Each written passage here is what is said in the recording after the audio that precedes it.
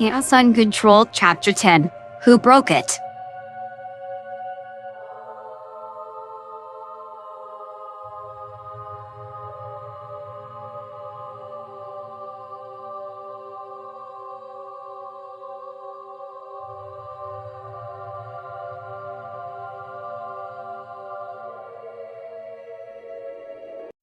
Knuckles Wachowski watched the young rabbit's actions carefully. She was a skilled flower weaver and had crafted his brother's crowns of flowers, and was currently working on one for him. And done. She held up the finished product to show to him. There didn't seem to be any particular order or pattern to the colors or size of the flowers, but small purple ones were speckled regularly throughout. I wanted to use the purple ones. They match your eyes really well. She explained with a smile. Knuckles bowed his head and allowed her to place the crown upon his head. Thank you, Flower Weaver Cream. I will wear this crown with honor. Cream, look what we made for you. Sonic and Tails ran over with a comparatively shoddy flower crown. Sorry it's not as nice as yours. We tried our best. Cream didn't seem bothered and looked at it happily. Oh, it's beautiful. Once the crown was placed on Cream's head, she gave a small curtsy and each of the brothers returned it with a bow. A few flowers fell out of Cream's crown and it became looser. Yeah, we had a bit of trouble. Can you show me how you do it? Of course. Tails plopped down opposite from Knuckles and plucked a few flowers from the ground. Cream shuffled closer to guide his hands for a neater weave. Around them, Sonic ran from place to place in the garden, collecting other flowers and adding them to a small pile next to them. Do you want to try making one? Knuckles looked between the little rabbit's happy expression and the flowers gently swaying in the breeze. They are small and delicate. They will crush easily. Knuckles tensed when she placed her hand in his palm. Her hand was so tiny compared to his, and if he wasn't extremely careful, he could seriously hurt her. It's okay. I think you can do it. Knuckles scanned her face and found no sign that she was doubting her words. You're able to handle the fruits and vegetables at home, all right? Mostly. Yes, the watermelon incident. There was no denying that he was at fault for the sticky juice going everywhere. But still, his brothers did not need to be that close at the time. The moment their father had seen the state of their fur, they had been set back out into the garden to get hosed down immediately. Knuckles accepted without complaint. It was a direct consequence of his actions after all. Tails and Sonic had also accepted after a small grumble aimed at Knuckles. Getting soaked was preferable to sticky fur, after all. But every time Tom would aim it at the three of them, Ozzy would jump in front and try to bite the water. After a few minutes, Knuckles was delegated as the dog holder. Maddie returned home that afternoon to Sonic running after his brothers with the leaf blower. Shaking himself back to the present, Knuckles reached for buds of flowers and took hold of them. The stems crunched under his grip, and a slight dampness formed in his glove. It's okay. We can still use them. Cream took the flowers from him and showed Tails another method of weaving. As Knuckles kept an eye on her movements, he took a quick note of his surroundings. He would feel unsafe if he didn't. Tails was still being helped with his flower weaving, and Sonic was still running around gathering extra flowers. They were in a walled-in area, so this was probably just a less well-kept part of Christopher's family's garden. The house was still in view, and Knuckles was certain that they were being watched. He did not mind. They would be unwise not to. The young rabbit was small and did not seem like she had seen many fights, and probably would not do well against most foes on her own. He couldn't tell her exact age, but he was sure she was older than he was when he lost his tribe. He hoped that she would never have to go through anything like that, and as long as he was here, she would be under his protection. But perhaps he should teach her before they returned to their homeworld. It was good to know how to defend yourself. She should be old enough to wield spears and bows. He had learned from a far younger age after all. Knuckles' observations were interrupted by a thump and a squelch sound followed by an oof noise.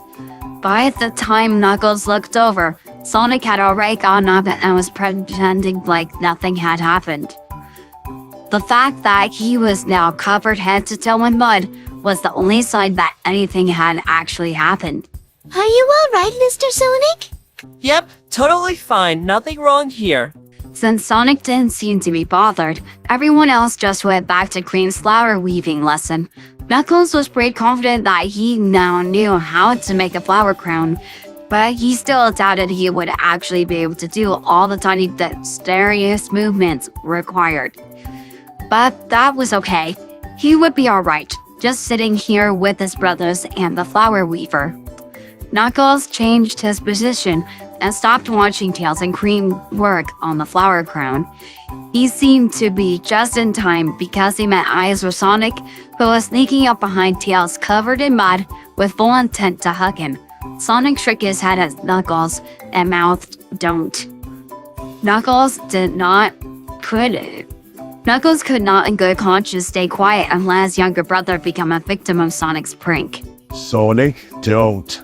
Tails turned just in time to stop Sonic from giving him a mighty hug. Oh, Nugs, why'd you do that? No one can't.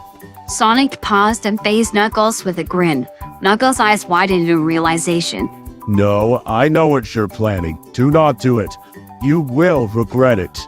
Sonic was not deterred and began to approach Knuckles with a teasingly slow speed. Don't you dare. Knuckles got up and backed up a few paces.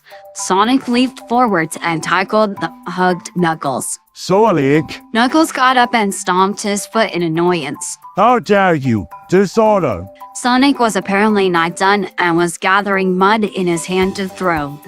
Ella watched a very muddy hedgehog tackle his older brother. The now muddy and electrically charged echidna got up and started yelling something at the mischievously grinning hedgehog. They really were children. The poor dears have been younger than Cream is now, when they have lost everything. They'd been alone for so long too. 10 years. What problems did they have to face when by themselves? What did they do if they got hurt or sick? Did anyone ever help them? And how did a 15-year-old end up with the title of the most dangerous warrior in the galaxy? How much had he fought to earn it? And when did he get it? How young was he? Ella wasn't the only one with questions around the room.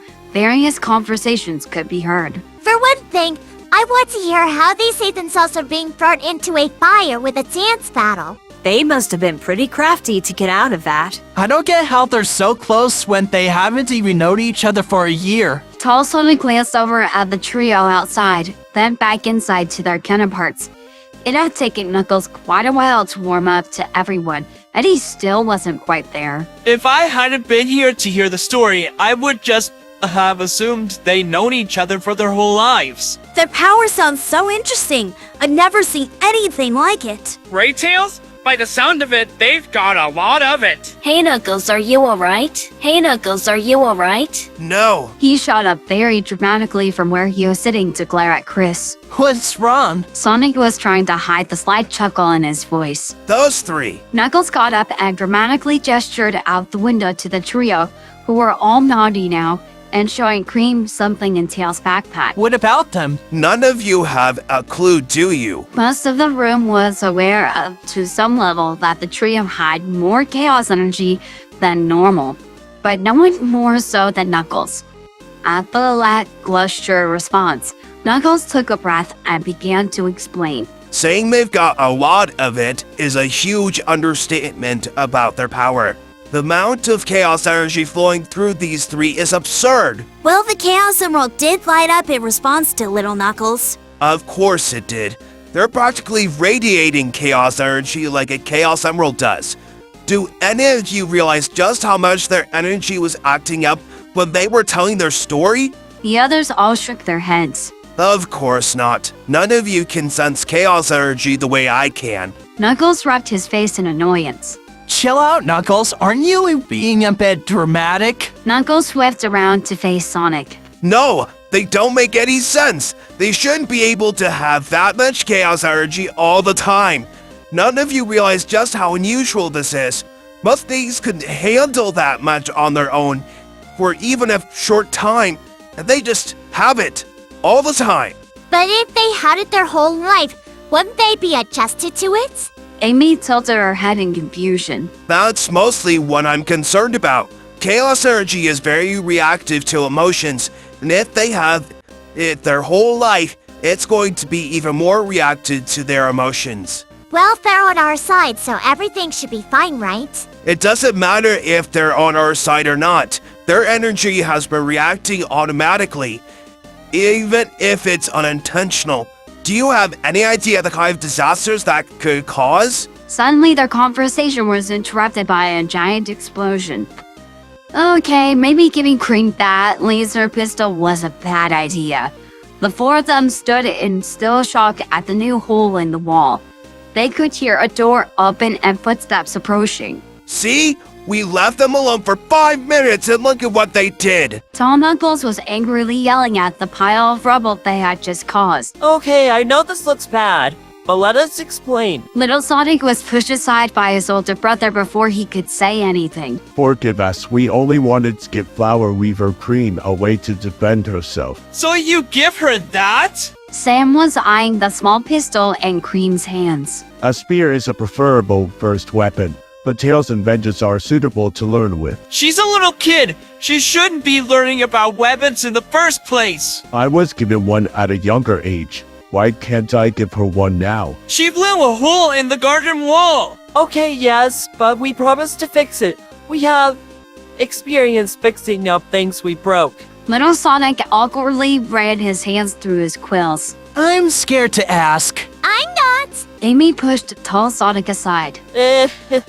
Yeah, when we said Knuckles punched me through a wall, that wasn't just a me-sized hole in cartoon style.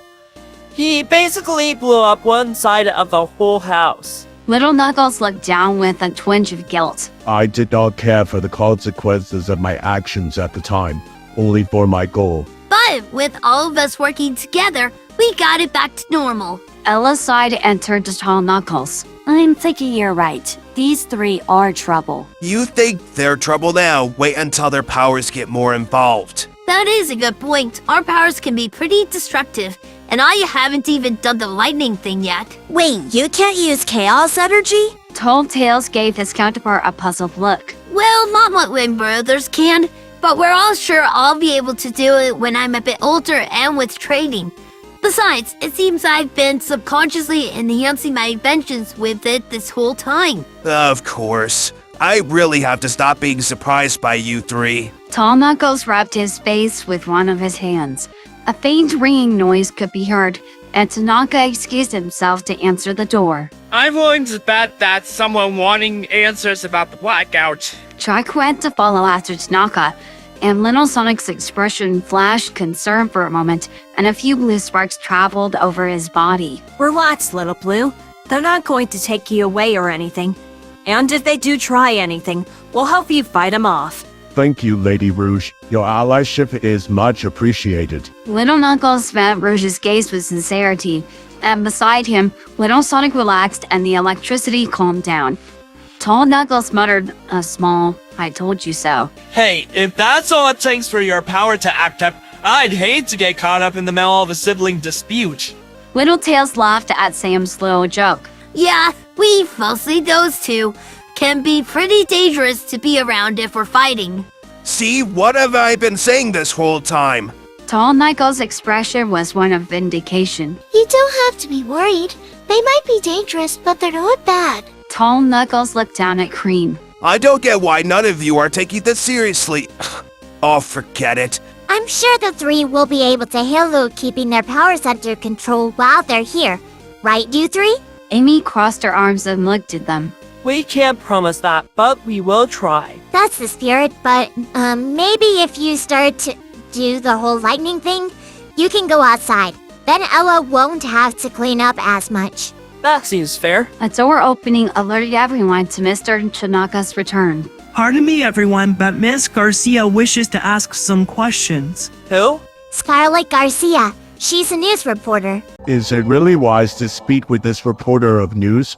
Would that not give away our presence? Little Knuckles raised a brow and tilted his head. I have to agree with Knuckles. We don't want Gun to find us. You've already said we're dangerous. They might try to lock us up. Rouge's ear twitched a few times. Gun trusts us with the emeralds, and we don't have to tell them everything. So we just have to watch what we say and everything should be fine, right? Wait, Well, if you all are heading in, I think I'll take my leave. Rouge stretched her arms up and her wings out behind her. It was nice meeting you, boys. See you around. Are you sure you'll be okay? And Gun won't get you? Don't worry, kid. No one can catch Rouge the Bat twice. I'm too crafty for that. Tall Knuckles rolled his eyes at Rouge's dramatics. We're still kinda muddy. Are you going to let us inside? Sure, just let me put a towel down on something first. Scarlet Garcia considered herself a respectful journalist who would inform the public with what they needed to know whenever disaster struck. And a blackout with a seemingly supernatural origin was definitely one she needed to check out. And that was why she was in front of the Thorndyke's mansion. If anyone knew anything, it would be Professor Thorndyke and Tails. The public were getting restless about the rumored sightings of Sonic at the origins of the blast. It would be best to sort out the rumors as soon as possible. Scarlet walked up to the front door and rang the doorbell. There wasn't any answer. Scarlet waited a few more minutes before ringing again. Inside, she could hear rushed footsteps and the door opened to reveal Mr. Tanaka. Ah, Miss Garcia, what brings you here? Good afternoon, Mr. Tanaka. We were wondering if we could ask Professor Thorndyke some questions about the blackout. Apologies, but Mr. Thorndyke is currently busy with other matters. It's alright, Tanaka. I can answer some questions. Do you mind if we come inside? We'd rather you stay outside. Well, could you at least ask Sonic to come out here? I'm afraid Sonic doesn't know anything about the blackout. Chuck started to close the door on her. Wait, he was seen at the site where the blue lightning started and people were starting to blame him. Chuck paused in the doorway. Alright, but you'll have to hold off on the cameras for now. Alright, but you'll have to hold off on the cameras for now. Of course. Scarlet had dealt with sensitive subjects before, and Chuck was placing a lot of seriousness on the subject. She was led into the main lounge room, where strangely no one was. Take a seat, Miss Garcia. I'll fetch everyone. Tanaka bowed and stepped outside. I would like to warn you that this situation is an unusual one. I understand, Professor Thorndyke. Scarlet heard the door and Mr. Tanaka re-entered the room. Apologies, but Miss Rouge had to take her leave. That's quite alright. Following after Mr. Tanaka were some familiar faces. Sam, Ella, Amy, Cream, Sonic, Tails, and to her surprise, Knuckles. He didn't hang around the others much. It was nice to see him around. Ella rushed to another room and came back with a towel. She laid it down on one of the couches. Scarlet didn't have time to consider this because Sonic, Tails, and Knuckles walked in. Again? There were two of each? Scarlet blinked a few times. She didn't think she was seeing things. Everyone else saw them and were acknowledging them too. Ella directed them to sit on the towel. That made sense. All three had mud splattered all over their fur. The three she already knew is spread out in the room. Tails went to Chuck, Sonic went to the windowsill, and Knuckles stayed by the door, away from the group. The other three were the opposite. They all chose to sit next to each other on the towel, and were all leaning on each other, like they were anxious about leaving each other's side. Sonic and Knuckles seemed insistent that Tails stayed between them. As everyone found their seats, Scarlet made a few mental notes. The two Tails looked almost identical, aside from one of them wearing a backpack and a slight difference in fur tone. The two Sonics had different colored arms, so that made things easier, and the two Knuckles had different builds. And the body language was very different. Scarlet had many years of experience as a journalist, and many years observing different people's body language. All three of them looked tense and unsure of her in some way. The new Sonic's foot was bouncing up and down at high speeds, causing the table to vibrate. The new Tails pointed at one of the cameras and whispered a few things to the other two. The new Knuckles was staring directly at her with a sharp gaze, like he was analyzing her every move. Many strange things have happened since Sonic and his friends showed up, but the copies of Sonic, Tails, and Knuckles sitting in front of her might just be the strangest thing yet.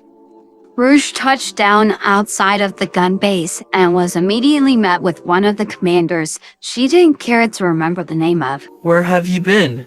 Can't a gal spend some time to herself without everyone hounding her? You're an agent. You can't just wander off whenever you please. Yeah, relax. I wasn't doing anything wrong. I doubt that. Now come on. You and Topaz are working with a new partner. Now that was certainly interesting. The commander led Rouge in the direction of the break room, and when they got there, an unfamiliar man was sitting with Topaz. This must be the new guy. Well, hello there. The man was startled at her sudden appearance. What's the matter? Never talked to a pretty girl before? Topaz, who was a girl and the one he was literally just talking to, grumbled in anger and took a sip of her coffee. She wasn't that worried. Topaz knew she was just teasing. That's just how they were. Sorry, I just wasn't expecting an alien to be one of my new partners. Alien? I'm a bat, hun. I'm from a different universe, not planet. Right. Still not used to all of this. Hey, think of how I feel. I'm a long way from home, you know. It may be weird for all the humans to have them all here, but at least they were all at home. Rouge pulled out a chair and sat down next to Topaz. Anyway, we still haven't been introduced. I'm Rouge. Rouge held out a hand and winced when the man took it. His grip was nowhere near as strong as little Knuckles from earlier, but her hand was still a little slightly bruised from the echidna's handshake, and the odd mechanical parts on the man's gloves certainly didn't help. Stone. Hey Stone, why don't you make Rouge up a cup of coffee? Oh yes, please. A coffee would be amazing. As Stone walked past her, Rouge swore she could hear a voice coming from a small earpiece. Was he listening to something right now? Well, that's rude. And what was with those twitches he was doing with his hand? They weren't random. He was doing very specific movements, and his mind looked like it was somewhere else. Rouge couldn't come up with the answers right now, so she filed away that information for later and took the coffee she was being offered. Say, this is really good. Thank you. I always love to see people enjoy my coffees. There was something that sat wrong about this guy with Rouge. She would have to keep an eye on him. Eggman held one of the newly completed prototype egg drones in his hands. He had been having a back-and-forth conversation with the friend, who was still refusing to tell him much or even actually speak to him. Eggman had wanted to send the drones on a direct attack to test them out, but the friend had suggested that he send them alongside another robot as an assistant rather than the main attacker. Eggman supposed that was logical, to have a backup for an untested drone. One of the mid-sized robots should be fine, and sending them after Sonic would be the perfect plan. Bo-kun, come here! I need you! Unlike what was normal, the little bot didn't come flying over immediately. Where is that flying little pest? We not have seen him, Dr. Eggman. Yeah, he's not here. Guess I'll have to change plans then. No matter where he attacked, Sonic would show up pretty quickly, but Eggman wanted him there and testing as soon as possible. And without Bo-kun around to deliver the message, he would need to attack somewhere obvious. The train station should be perfect. Vanilla felt the train come to a stop and saw the people were starting to get up and make their way off the train. None of them really wanted to get involved in the bustle of crowds, so Maddie took out the map and opened it up for all of them to see. From here, it looks like it'll be about an hour's walk. We'll probably be able to find some kind of public transport, won't we? Here's hoping. The way was clear for them now to get up, and the four of them got out of their seats and off the train. All right, we need to head this way. Maddie pointed in a direction and started to lead them, but a rumble sent the four of them off balance. They could hear screams and mechanical sounds ahead of them. And from around a corner, a large robot twice Vector's height stomped out. It had a silvery metal sheen and was vaguely human-shaped with 2 large bulky arms and 1 single eye. That's one of Eggman's robots. I knew he had something to do with this. At Vector's shout, the large robot turned to them and prepared to fire a laser in their direction. Maddie reacted fast and pulled a small yellow triangle from her pocket. She pressed the center of it, and from its sides sprung out 2 sharp blades. Oh, it was a boomerang. With a clearly practiced throw, Maddie tossed the boomerang at the bot and landed it directly in its eye. Nice shot! Now let me have a go. Vector rolled his shoulders and stomped up to the robot. It tried to hit him, but Vector managed to avoid its blow. But the crocodile was clearly struggling and would not be able to hold it off for much longer. Vector, move! Victor didn't waste any time and ducked away from the robot, fully trusting in Tom's warning. Tom tossed a small disc below the large machine, and a moment later, it released a pulse and sent the machine backwards into a wall. It twitched for a second and went limp. The people who had been scattering during the short attack surrounded them and started showering them with praise. Vanilla was left out of the circle. She was supposed that was fair. She hadn't contributed to defeating the robot. The others had reacted quick enough so that she didn't need to. It was barely audible over the crowd, but there was a clunking sound. It was barely audible over the crowd, but there was a clunking sound. No one other than Vanilla acknowledged it. The clunking sound was coming from the robot. It had shifted one of its arms underneath and was trying to hoist itself into a standing position. Vanilla had to act now. There was plenty of rubble in the area, but what caught Vanilla's eye was a broken metal pole that probably used to be part of a sign of some sort. Look out! Vanilla grabbed the metal pole as she dashed past the group and rammed it into the robot's chest, sending sparks flying.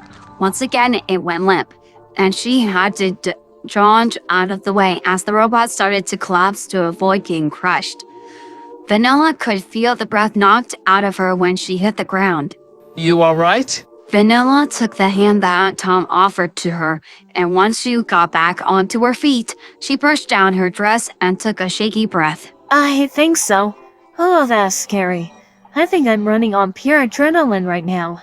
Maddie put her hand on Vanilla's shoulder and encouraged her to take a few breaths. Thank you. I feel better now. Hey, Miss Vanilla, you did pretty good with this. I think you should take it with you. Vector had collected up Tom and Maddie's weapons and was handing her the pole she had used. Alright, but to be honest, I'm just as surprised as you that I was able to do that. I just acted on instinct, and I had no idea if I'll be able to do it again. Vanilla held the pole in her hands and tested a few movements. Maybe she could defend herself against a basic robot, but a more complex foe would be a struggle for her. They probably should tell someone about this so it could get cleaned up as soon as possible. Someone could possibly still get her with it lying around. A few paces away, there was a police officer blocking the corner the big robot had come from, and was probably blessed to let them know. Thankfully, Tom had already gone up to them and started a conversation. Thanks for dealing with that robot for us. The small ones back here were giving a lot of trouble. Smaller ones? Tom and I's expressions got very horrified. Can you show us? Hey, wait! I can't just let you through. This place is off limits to civilians. Oh, I'm not a civilian. Here, see? Tom dug through his pockets and showed the police something in his wallet. Sheriff Wachowski from Montana? You're a long way from home. Don't I know it? I found these two all lost and confused. My wife and I decided to escort them here. Miss Vanilla is Cream's mom. Oh yeah, I can see the resemblance. But why do you guys need to know about these egg drones? Something about your description sounds familiar. We need to check it out. Well, I guess I've got no reason to stop you. Go on through. Just don't touch anything. But you should know that shouldn't use Sheriff. The police officer stepped back to let them pass. Don't worry, I am well aware of what to do in a crime scene. The little team of 4 walked past the police officer and around the corner. The moment they were out of earshot, Vector posed a question. You two looked concerned when that guy mentioned the drones. Did they sound familiar or something? Yeah, they sound pretty close to something Robotnik's makes. We just have to be sure. You think your Eggman to be here? We don't even know if he's still alive. So hearing the possibility of his robots being here must be scary. Both of them nodded. If he is still alive, there's no doubt he'll be out for blood against our whole family. Well, if he does try anything against you, I'll gladly assist in hitting him upside the head. Vanilla had a preference for dealing with things passively, but she was a mother, and she knew what it felt like to have her children in danger. If that Robotnik hurt any of the kids, he would not be getting her mercy.